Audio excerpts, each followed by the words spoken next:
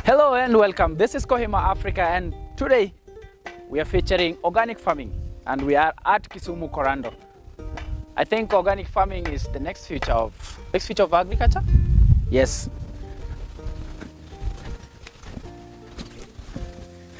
Hello, mambo. Uko fiti? Niko salama. Uko conversant na lugha gani? We can use any language. Any language. If you can use French, I'm okay. I'm not well acquainted with French, but what time is it actually? What time of the day? It's almost getting to midday. If I had to check from my phone, it's past midday, half past midday. If I would agree to bonjour, that one is past the morning hours. Yeah, so forget about that. So let's go the other way. Okay. All right. You're going to introduce yourself. Yes, please. And tell us just a little bit of yourself, even as we continue. Yes, my name is called Zaki Azuching, commonly known as Zak the Farmer. Zak the Farmer. Yes, please. Are you born in Korando, or you folks migrated to Korando? Yeah, no, I'm a native of Korando. This is home. This is where I was born, and I'm right at our in our own home. So this is your father's homestead? This is my father's homestead. And you decided to turn it upside down with soil? Yeah, I've decided to answer the biggest question in life: food. Food. Yes. Do you think like food is a man crisis? Food is not a man crisis, because food is something that people must live with. It becomes a crisis when people don't identify what they need. Okay. And they go to other things, and so when the lack of it, they will call it crisis, yet it is something they were supposed to be concentrating on. So, Mr. Zak. Yes, please. What prompted you to venture into organic farming? All right. One of the reasons why I wanted to venture into organic farming, as we said initially, that it's like a food crisis, which I try to defend much as I say maybe it is not, or maybe it is. It's a necessity. I took a keen study on why was there lots of plenty of food in those days, in the days of my grandmama. You know, ugali could be put in a very big tray like this, and the grandchildren could come from all over and they could eat. And so there was a lot of food. These people, most of them never went to school. Most of them never used chemical fertilizer. And then another thing is that they lived longer. They were very healthy for a long time. So I began looking, why were these people living longer? And then I found that because the kind of food they were eating was keeping them stronger. And that's when I started doing a lot of studies on organic agriculture. So what you're trying to tell me is that in this place you are using zero chemical? Even if I will give you a bet of 100,000 shillings, Kenyan shillings, you walk around, if you find any tin for any chemical fertilizer or maybe spray or something, you'll scoop 100,000 home. I don't want to get into that bet because I may lose. So, right. Mr. Zak. Yes, please. Apart from organic farming, yes, what else do you engage in? Apart from organic farming, my highest duty and my highest calling is to serve God. So you're a preacher? I'm a preacher. In church, you're a pastor? Yeah, I'm a pastor. Okay. And then also I do other business. I'm involved in container businesses, and I do a little of car import and sales and something like that. Okay. Yeah. All right. But what I love most is farming. This is your daily bread? This is daily bread. So from this farm? Yes. Approximately. Okay. Do you plant this for business, or you just plant it for home consumption? All right.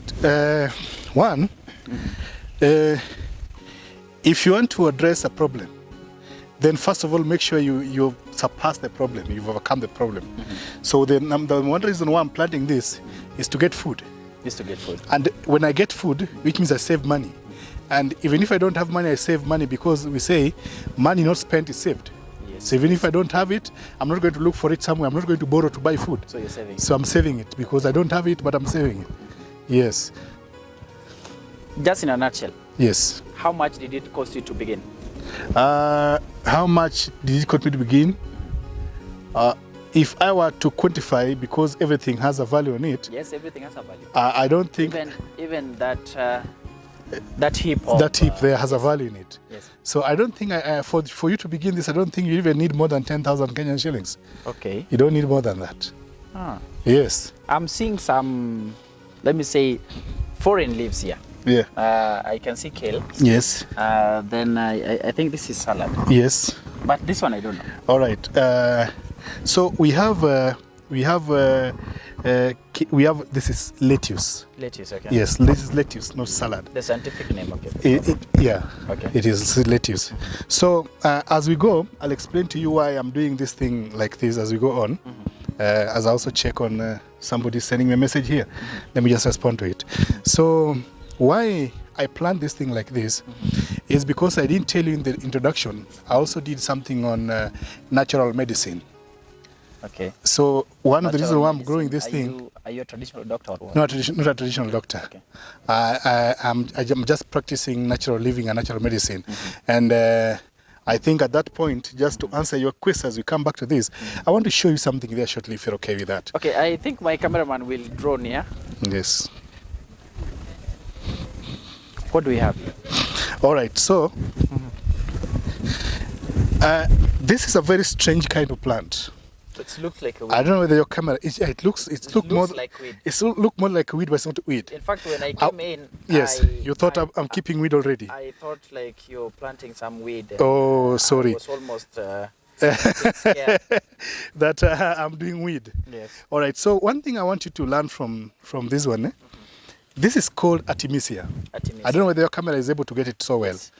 So when somebody is sick with malaria, they go to the pharmacy after prescription done by the doctors, and they're given Coartem to buy those, and then they buy them and they swallow. Let me tell you, 100% without any kind of formula being applied, this is what is being sold to them direct. Simply turn into powder and given them for malaria medicine. So the process of turning it into powder is now another thing. That's another thing we are going to talk about if we have enough time. Okay. Yes. I think we have the whole day. Yeah, we have the whole day, so it's okay. Okay, it's okay. So here we are having. We were there. So yes, we were there. We were there. Yeah. So we go. Yes, we go back there. Yes. So generally, as I was telling you, that I also, should I say, teach people, tell people, or train people on how to consume raw food. Yeah. Okay. This principle I adapted it from the life of chimpanzees. Chimpanzees are wild animals, but 100% they have the same organs similar to human being. So they have almost the same DNA sequence with the human being. Very, very true. Okay. The heart, the kidney, the skin, the spleen, and even the heart, everything. Yes. But now chimpanzees live for a long time. So I was studying, why do they, if we have almost similar DNA, why do they live longer than we do? And I realized the reason being is the type of food they eat. I just see chimpanzees eating just green matter. In fact, you will never see a chimpanzee drawn with a beef like this. Yeah. Maybe you'll see, if it will be funny, people will ask you, if you see a chimpanzee drawn with a chicken drum, eating, they will ask you, chimpanzees really? Eating chicken drum? Really? It sounds very funny. But when you see a chimpanzee, maybe you see a lettuce wrapped in banana and they eat, it looks more of a chimpanzee. Yeah. It's home. So the same thing I realized that we human beings also, this is what we're supposed to eat. Remember what the Bible says, that I give you every tree. Their leaves be your medicine and their fruits be your food. So where's medicine? On the leaves. On the leaves. So why are they on the leaves? They're on the leaves because of the green matter. What is the green matter in every leaf? Someone would argue that times have changed and the modern man has also evolved. Evolving to being what? To being a donkey? The modern man now. No, you are still the same human being with the same physical setting and everything. 2 hands. You don't have 3 hands. Yes. You only have 2. I only have 2. And everything is the same. So there's nothing like human being has evolved. The thing is, we have run away from our original roots. We've run away from what we used to be before. So there's a call for us to go back to organic living, to live normally, living naturally. And then let me say why I chose also, before we finish this, why I also chose organic gardening is because chemicals make us sick. They are carcinogens. Okay. Carcinogens. Okay. Carcinogens means they cause cancer. Yes, they cause cancer. Yes. So most of so like they are cancerous. They're cancerous. Yes. And then number 2, I wanted to preserve nature. I want birds, butterfly, insects to keep on living in the world. So if I spray my farm, I'm destroying nature. And remember, if you destroy nature will come after you. Now, yes, please. You say that this is your dad's homestead. Yes, of course. And I'm seeing some sugar canes here. Mm-hmm. Do you plant this for subsistence consumption, or you plant it for commercial? One, I plant it because I want my family to enjoy eating sugarcane. Okay. First, that is for fasting. Then number 2, we also plant them for value addition. We take sugarcane, we squeeze them, and then we get their juice. Right. We add a few things like garlic and ginger in it, and becomes something like medicinal drink. Really? Yes. So garlic, ginger, and the sugarcane juice becomes another medicine. Yeah, it becomes another medicine. Okay. Yes. Since you began, Yes. what are some of the challenges that you've faced as a farmer? Since I began, the challenges I've faced, one of them is the attitude towards farming. Attitude towards farming. How people view you as a farmer. But I'm wondering, because when people are eating, it's okay. But when you're in the farm, it's like a low-class job. Someone will tell you that the modern society likes finished product. Yes. And that's why maybe you may look like some back-trodden kind of a guy. Yes, you see. Like normally my name is known, let me say today worldwide, yes, as Zach the farmer. So people say Zach the farmer. Most people don't want to relate with me. A farmer. I mean farmer. That's just a farmer. Discriminative. Yeah, it is, of course. Should we file for a case against it? No, we don't. We don't have to. We don't need to. We do this until the one day they understand. Okay. You know what I'm trying to do, like why I'm setting up this garden, is that I'm creating what is called the community learning plate, where people will come. Like, if I may ask a simple question, which is the common language spoken by all the tribes in the world, which when you speak it at a particular time and hour, then everybody will listen to it? Food. Yes. Food is a common language. Yeah. So when you make food, it brings a conversation. People come and sit them. So I call this one a community learning plate, where people come and have a conversation about food. Around you here, Yes, please. are there people who've shown interest, who have come maybe to want to get to know about 1, 2, 3? Yes, of course. There are so many people who have come. I've got a good friend of mine here. Oh, let me start with my neighbor. Your neighbor. You look at my immediate neighbor. Yes. In fact, when I first started farming in this place years ago, nobody was doing farming here. But when I started, now people began adapting. Some were asking me for banana seeds. I give them, they plant. So this is one of them. You see, it's already affected my immediate neighbor. And then I've got another very serious person. They was now taken to another level. It's called Michael Nyaguti. He's done so well. He's doing lots of sugarcane in his place. And in fact, people are coming to buy and he's making lots of money out of it. For commercial purposes? For commercial purposes. Okay. Yes. What are some of the benefits that you've gained ever since you began? One of the benefits I've gained is that the cost of food in my house has gone down. Another benefit is to see being able to be a blessing to other people through this kind of farming. I make lots of vegetables like what we'll see down there, and I give them to widows. They come here, we meet Free. every Thursday. You give it free? They don't even say a shilling. In fact, I call it the 10% garden. Okay. I make it, and I call it 10% garden. So where you where tithe from the garden? I tithe from the garden. All right. Yes. That sounds unique Mm-hmm. and uncommon. Yeah, it's because we've forgotten ourselves. You see, You know, there was... I can imagine you bending from morning to maybe midday, Uh-huh. and with the scorching kind of sun that we have around Kisumu. Uh-huh. And then every Thursday, there are those who are sure that they are going to get a daily bread from it. Uh-huh. You see, God was instructing the Israelites when they were harvesting that they were supposed to remove a number, I think about 10 lines of maize, then they leave the other one. Then they skip to go to the other, so that those who do not have land, those who were not able, the poor, the orphans and the aliens, the people who just came to live in your region but have nothing. Maybe they're working for you in the farms, they have nowhere to go. Then they will come and do. In the Lu, we call it jofulo. Yes. I don't know what you'll call fulo in English. Following up? Maybe. It could be following up. Well, after you've taken, then they come and follow the ones which are remaining. Okay. You see, so it's not such challenging. It's kind of joy. You find joy when people are able to eat because you've done farming. This is what we call tumbukiza. Tumbukiza or skuma matumbo. Oh. That is what we call the skuma matumbo. So which one is this? Which one? Which one is this? Oh, if this is tumbukiza, which one is this? These ones are kales. These are normal kales. These are normal kales. Which breed is this? These one are the Malkia. Malkia. Yeah, the Malkia. Okay. Yes. How many variety of kales do you have around here? I've got this is one, this is two. So let's say this is Malkia. Uh-huh. The other one is tumbukiza. This is tumbukiza. Yes. So, this is cabbage. This is cabbage. This is cabbage. This is cabbage. So this is not kales. No, this is not kales.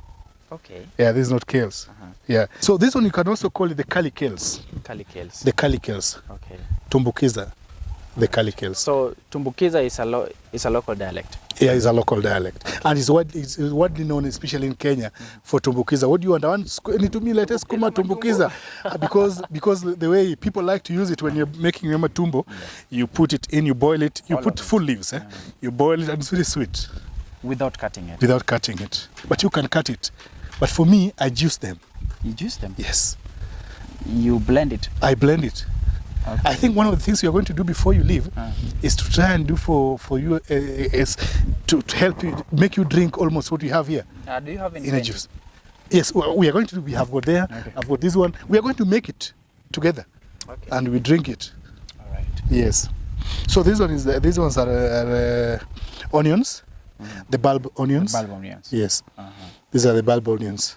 So why didn't you choose greenhouse? Because I can see you have a greenhouse behind here. All right. Why not greenhouse? And you chose now just the open sun. Well, the reason why I'm getting away from doing greenhouse completely is because of our region. This place is so hot. Despite the other better factors which are so good, like maybe it helps against predators, like the chicken going into your farm, whatever. Also, when you have younger seedlings, they are not tampered with. Yes. But then greenhouse is so hot for this region. Kisumu, when you do a greenhouse, it's very, very hot for it. Yes. Okay. Any reason why you didn't take all this gold into greenhouse? Yeah. Okay. Yes. So, Zach. Yes, please. If my brother wants to begin this, maybe today or tomorrow. Yes. Like, what's the land quantity that we need? All right. You talk about land quantity. I don't know what you mean when you say land quantity. Like, how big do we need the land? As big as you can afford. As big as if you can. But I'll answer your question still. I know what you've asked, and I will answer. Yes. I'm just trying to say as big as you can afford. One thing I want to say, don't say I don't have a land. We don't need access to land ownership. We need access to land usage. Okay. So there's a problem between land ownership and land usage? There's a difference. Because the land ownership, which means you are saying, I am not doing agriculture because I don't have my own land. Yes. But land usage, it means you can access land by renting, by even asking from your friends. Maybe you're having some little money and your friend has a land which he cannot plant on. You ask your friend, let's team up together and let's do some kind of agriculture here that will help us raise, number one, food for us. Yes, yes. Number two, access for sales. Okay. So you don't need access to land ownership. You can even go and ask your grandmother and say, Grandy, you're not using this part of land. Allow me use it for agriculture. Okay. So that's what you need.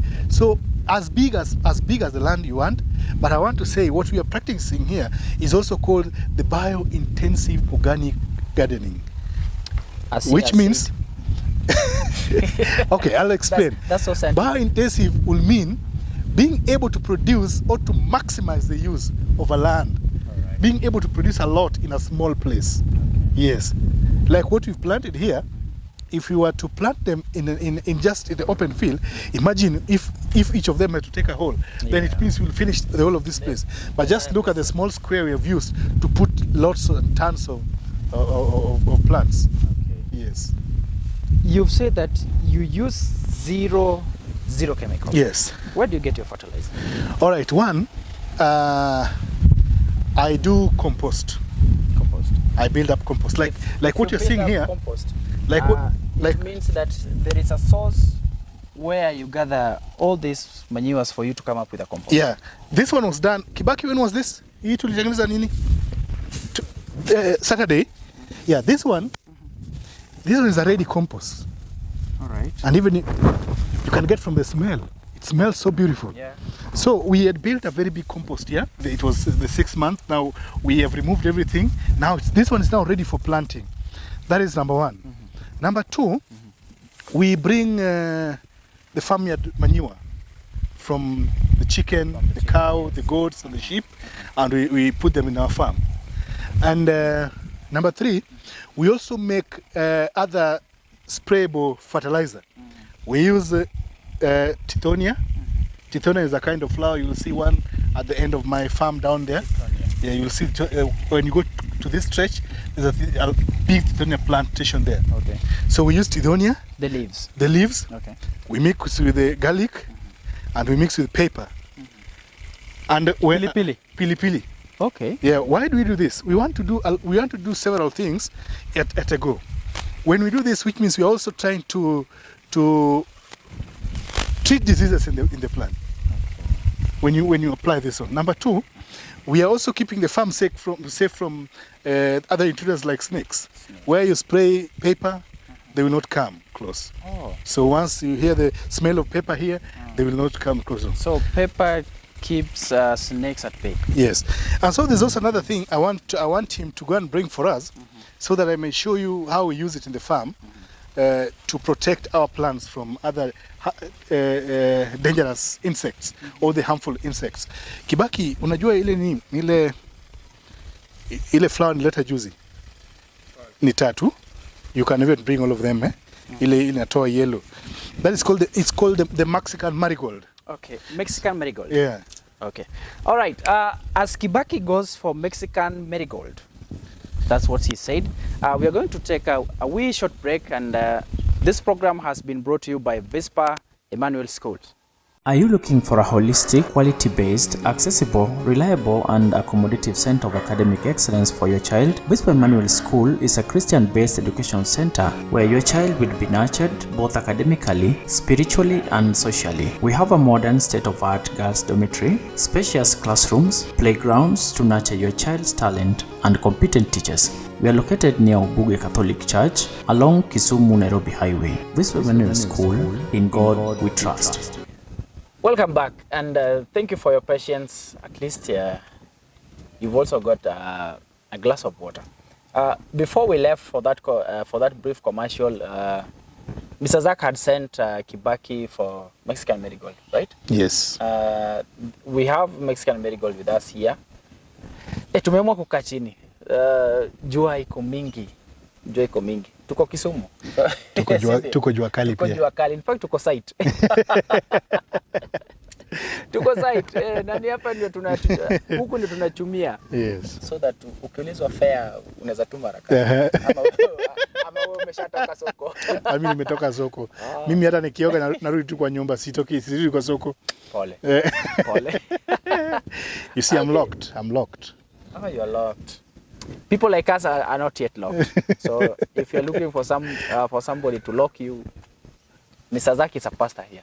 Please don't look at me if you look for somebody to lock you. I'm locked. I'll only lock you, but you'll not lock with me. All right, okay. This is Mexican marigold. Yeah, this is Mexican marigold. And it's among the medicinal plants that you have in your farm. Mostly I use Mexican marigold as a protective plant. Against what? Against harmful insects in my farm. Mm-hmm. When you plant Mexican marigold, for example, in a tomato farm, it attracts the tomato flies. Okay. The white one, the tiny one, which interferes with tomatoes. It has got a good smell. It attracts them to come and stay here. Then they lay eggs there, and they end up killing them there. Okay. Yes. So this one attracts the white insect. Yes.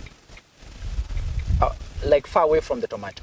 Once they come, you plant them in a line with tomato. So when they come to tomato plant, they'll prefer to land on this because this one has got a very nice aromatic smell that attracts them. And now they die once they've come here. Okay. Yes. Hey. That's a new information I'm getting here. Yeah, it sounds funny.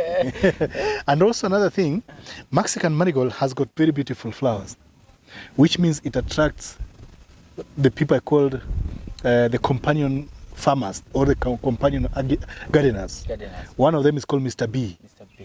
So when Mr. B come in your farm, because you have got this one, they will help in pollination of your plants. Mm-hmm.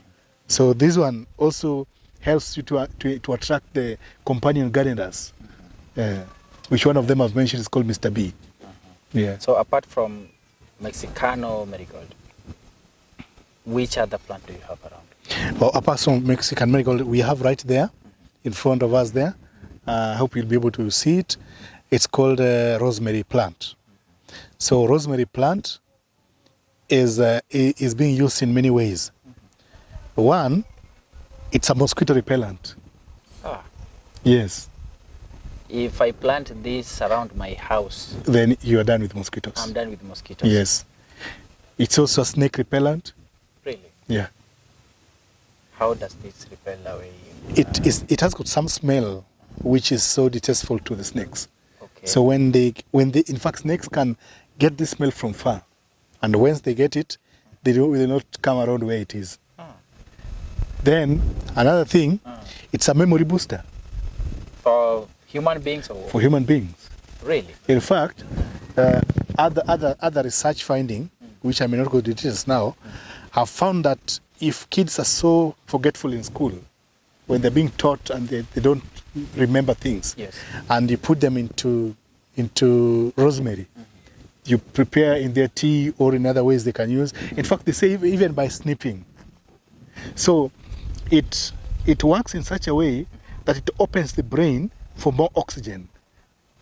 Okay. Like you see, when somebody's in class and you get tired, you begin yawning. Yes. It's not always because you're hungry, because oxygen level is gone down. And rosemary helps to increase the oxygen level in the brain. So it's not the sugar level? No. Okay. No. It's so I think my teacher lied to me. It's because oxygen has gone down and you are tired. Yes. So you need to increase the oxygen level in the brain. Another thing, it's a detoxifier, which means it's an anti-aging. When you consume rosemary, then you don't grow old fast. You remain strong. Okay. Any detoxifier is an anti-aging. Yes, it's an anti-aging. Then on the other far end, we have the lemongrass. I was almost getting there. Yes. Because I was just seeing some bushy grass. Some bushy grass, yes, there. Yeah. I was almost asking you. Yeah. Why have you decided to plant grass inside the farm? So the lemongrass is a very, very good plant I would recommend every household to have. There are so many ways of preparing lemongrass for consumption. One, you can use it, like I was saying, making green smoothies with it. Green smoothies. Yeah, green smoothie, juice drink. Yes, yes. Another thing, you can just put it in your tea. The green leaves like that, you boil with your tea and you drink. Or maybe you can dry it under shade, grind it into powder, and then add it to your tea as you drink. Like ginger. Yeah, like ginger. Okay. Yes. Can't you prepare something like meat with it? When you want to prepare beef like a sweetener? Yes. Oh, sorry, I didn't even say this one. The rosemary here is the number one for making beef. Number one spice. Yes, number one spice. It's very sweet. This one you can even put in vegetables. You just cook your skuma wiki and then you put it inside. Very sweet. Is it not bitter? No, I've said it's sweet. Okay. Very, very sweet, this one. You know, I have to confirm. So that and I also want to share something which might look funny. I was looking for a love tree. Love tree. Yes. I know it sounds funny. Okay. Love tree. The one Kibaki, can you get me the remaining bay tree there? That bay tree, one of it. Love tree. Yeah, and I was able. I looked for it on the internet everywhere, but then when I called a friend in Ukambani, yes. Not in Ukambani but Kikuyuni. Kikuyuni. Yes, they were able to get me at least 2 pieces from Kikuyuni. Love tree. This is called bay tree. Bay tree. Bay tree. So even today, the good thing is, once you hear the name bay tree, internet has got lots of information about these things. But I'll just share a few. Not only bay tree, but everything I've mentioned here. Once you go to the internet, you'll be able to get a lot of information. But I'll just mention one thing. It sounds like magic, but I'll say it to you anyway. When this thing grows, it becomes like a shrub. And then you dry the leaves. It doesn't grow tall. It can grow tall and become a big tree. But you prune it so that, because yours is not to get the wood, but to get the leaves. The leaves, yes. So when you keep on pruning, it produces more shoots and then you get more leaves. So I'll prefer maintaining as a shrub than a tree. Than a tree, yes. Yeah, then harvesting from a shrub is easier than the tree. Now, when you dry the leaves, I want to say something funny. And you burn it in the house. I don't know how it works, but then the smell brings joy. You find happiness in the house. Okay. So it triggers some estrogen. Yeah, you got that. You got that right. I just didn't want to go scientific way, but now you've gone that way. So that's what it does. And now it makes you feel so happy in the house, especially when you come back in the evening and you're tired. You see, there are things that the Indians do. It's true. Not 100% of the Indians. Some of them, they worship God, true God, and they're saved. But most of the things they do, we think that it's all meant for their culture. But then, every time they get back home, they burn something like this in the house. Okay. And that makes them feel delighted. It refreshes them. Yes. But for us, we just think everything they do is evil. All right. Evil. Yes. Okay. Evil.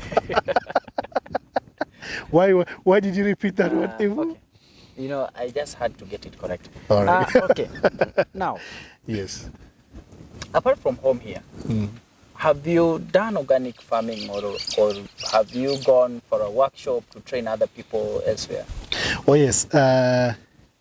Apart from doing this thing at home, yes. Majorly I do lots of projects outside the country and also within the country. Yes. But also the county itself, Kisumu County. One of the places which I've done is called Konya region. Konya. Yes. Konya region is somewhere before you get to Kibos here. Yeah. You take the Kondele route. As you go in, the car wash route, then you get to Konya. So I was able, there was an organization which was called Tido Konya Self-Help Group. No, Tido Konya community-based organization. It's a CBO. Yes, a CBO. In that region, if you go to Konya, it's a dry place. you don't find people doing lots of agriculture. In fact, they say vegetable doesn't grow. Is it a semi-arid So I was able, place in Kisumu? it's a semi-arid place in Kisumu. I was able to find a friend of mine, is called Pastor Alan Ogila, and I went and he offered his plot where we did a demonstration. And I tell you, when you see what is happening in that place, it's massive, it's beautiful. In fact, you enter his compound, you think you're in a different world. You get out of the gate, you're in a different world, just like here. When you're coming from outside, you wonder if you're really going to find anything growing. You come inside, then you say, oh, kumbe, there's something growing. But when you're walking outside, you feel disappointed for coming. Yeah. You say, am I going to find even a single leaf? So I've been able to do a project at Tido Kunya, which was very successful. It was sponsored by some people from the UK, I think so. Yeah. I don't have the details, but I think that's what happened. Then apart from that also, I have been able to do another project in Uganda. Entebbe, Uganda. Yes. Kwa Museveni? Kwa Museveni kwenyewe. Okay. I've been to Uganda in a place called Entebbe, specifically Busabanga. Busabanga is in Kasavi. So I was able to meet a small community there in Busabanga. It was like a church-based organization. So we invited people, the Muslims came, and everyone came along, and I did training for 5 days for them there, and then we also did lots of demonstration for them later. And now they are now having organic gardens, which are doing good. They keep on sending me pictures, and I really love and encouraged about what is happening. Because now I see people adapting this and they're finding it much more easier. We know when you're telling people, it's like you're telling somebody, you've been used to walking this way, turn and walk this way. Don't expect an immediate reception. They must be thinking, oh, does it really work? So you must find at least a few people who will adapt it. Then these few people become the ambassador to the other people and start working out well. Did you get a chance maybe to say hi to the president? Yes. Oh, while I was there. When you were there? While I was there, yes. The only unfortunate thing, they didn't allow me to take a picture in the State House. But I went to Entebbe, to the State House in Entebbe. In fact, Museveni stays not far away from the airport. Oh. Yeah, from the Entebbe airport. And I was, because of the organization I was working with, I got a chance to be in the State House. We sat with the Museveni, and I enjoyed drinking porridge. There's this porridge made with cassava and something there. It looks like a paste, but very satisfying. Yeah. How long ago was this? Uganda was about in the month of August. August. Yes. Just a month ago. Just a month ago. Oh, yeah, I was in Uganda in the month of August. That's too recent. Yeah. That's too recent. Yeah. So, Mr. Zach. Yes, please. I understand that you plant this basically for family. Yes. When you harvest all this, do you consume it at once, or you have a market where you take these things? Apart from the Thursday widow's visit, yeah. Do you have a market for this? Yes, we have a market, and the market we have is a very good market, and we've got good prices for our organic products. The Indians are in Kisumu are our first market. Oh. And once they know that you have this, that you have organic products. Oh. Once you can prove to them that you're not cheating them, that you're not giving them chemicals to eat, because most Indians are raw fooders. They eat these things raw. Right. Some of them, they just chop them in salads. So it will be dangerous to give somebody chemicals, a cocktail of chemicals. Yes. Some of them, they call them Tanda, Rada, what? Those are in fact, today I've even forgotten about those chemicals' names because I no longer use them. But if they can prove that what you are giving them, then their market is a sure open market. Okay. Yes. So, you don't need to do a market research about this? No, I really don't, because if I would, then the market will overpower me. I'm asking many people to join me so that we can hit the market. If I would go out and do lots of marketing, then I will not be able to supply, which means the market is there. All right. So that way you should not say, oh, but, and then another thing also, organic products are very expensive. Like approximately, maybe let's say, what's your bad harvest? Sorry? What, like? You talk about yield per acre? Yes. I just want to say, in terms of, I want to use the monetary part of it, how it sells. You see, ordinarily, a kilo of sukuma wiki will go for about, is it 30, 40 shillings out there? Yes. But if I tell you I'll sell this for 100, 120, Oh wait. I'm waiting. That's triple. That's triple. That's triple. Yes. Okay. So you see, there's a catch in organic products, and people who know will pay for that because they're getting the best out of it. Sure. Yes. Sure. When COVID came, Yes. did it affect you as a farmer? Yes. It affected me, first of all, psychologically. Though I didn't have COVID myself. And of course, this is not proven on any prints, but whenever we felt something like COVID was catching any of us, we had a plant which it started in Uganda. That's one of the reasons why I had an interest in Uganda. It's called Wambuga eugenesis. Wambuga eugenesis. In our Luo language, we call it a bakkie, and a bakkie is just somewhere there. A bakkie. Can you bring some? Just get a leaf of a bakkie. A bakkie. Hata ikuja na stem kidogo, so long as haitaharibika sana. So there was an article in Uganda about a doctor who was arrested and was told to sign down that he will never harvest a bakkie from the Ugandan forest. A doctor. A doctor. So my concern was, what was the name of this plant? Why was he not to harvest it? So, yes, please.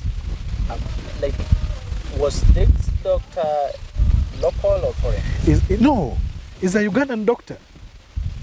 But then, out of nowhere, now he's being restricted to access the forest. Yes, because he was using this thing. Should I use the word to cure? To cure COVID. Oh. Yes.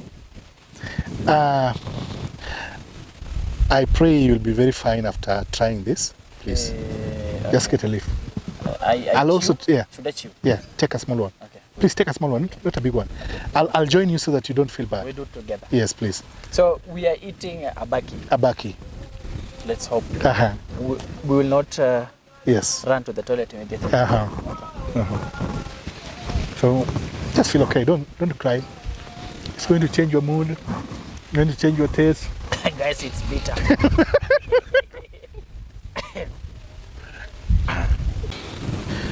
I read the article and I realized that this doctor was using a bakkie to cure COVID. But then during those days, there was no good information about the cure for COVID. So he was stopped from practicing this. That's when I got interested and went, look for this tree, came and planted it here. So you have it here. Yeah, the sweeter bakkie. Guys, that thing is bitter. Yes, I will tell you the truth. It's bitter. So, but I think it heals. My tongue is already feeling good. and then another thing, you know what you've done? If there are any effect, like if you have got a smelling mouth, it's over. Really? Yeah. You see some people when you're talking to, like if you're sitting like this, you say, oh yes, because yeah. They don't want to face you directly. because they know what is happening. Okay. So it cleans the teeth, makes it look fresh and looks good. So that's another medicinal plant that I have here. Something that I've forgotten. Yes, please. Did you do soil research before you began? No, I didn't do soil research. What I did was to take a process in studying the soil behavior.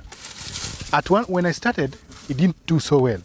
But when I began putting in the organic matter into the soil and rebuilding what we call the soil structure. Yes. Through using the organic matter, like you see the leaves is cutting down Yes, here. the ones here. We were using these ones we put them in the soil, and then we realized that the farm began to yield well.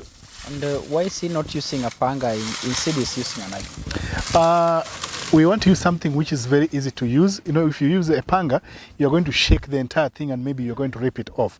So a knife is very easy to use, and because you're simply cutting a very soft leaf. You're not cutting a hardwood. It's pruning. It is very, this is just pruning. Yeah. So, Zach. Yes, please. As William, what's your parting shot? Maybe there's someone outside there who would like to venture into organic farming. And they feel like what they have as at now is not enough to begin. What can be your advice? Yeah, first of all, I want to say the first resource that somebody needs to do such kind of work is the resource I refer to called willingness. Willingness. You must first of all be willing. You know, to will is power. Yes. And even if you had all the resources, but you're not willing, then you cannot do anything. So I would first of all advise not only the youth outside, but everybody outside there, that have a willing to first of all raise food. There is something I always say. The only sure way of taking power from your oppressor is to make sure that they don't control your food. Okay. Make sure that they're not measuring how you eat. That is the first weapon you have against your oppressor. Once your oppressor realizes that they're not feeding you, they will come to bow before you. Okay. So I will say to the people outside there, just start very small. You don't have to start big. Just start with the mind that you are going to make your own money, or maybe make your own food. And if you start in that way, it's workable. All right, viewer, thank you for your time. Thank you for watching. This has been Kohima Africa, and this program has been sponsored by Vespa Emmanuel School. Until next time, we part for now. So, Mr. Kohima, yes, I really want to appreciate you for coming over. It's you been a lovely time. And I want you, when you go outside there, encourage the young men that it is possible to do agriculture. Yes. You know, it is a shame that a family can go without food in a day. Sure. It's a big shame. But if they are encouraged to do farming, then that shame can be taken out. True. You know, I want to tell the struggling fathers and struggling mothers and the single mothers, the orphans, that yes, God had given us a land somewhere. Just by faith, work on it. It's going to work out. It's a very bad thing to see people going hungry and dying because of hunger. Yet God had promised to feed us. But I think until we do something on the ground is when that is going to happen. So I really want to appreciate your time for being here. Please talk to people. And I think now it's my time to bless you people as I'm leaving.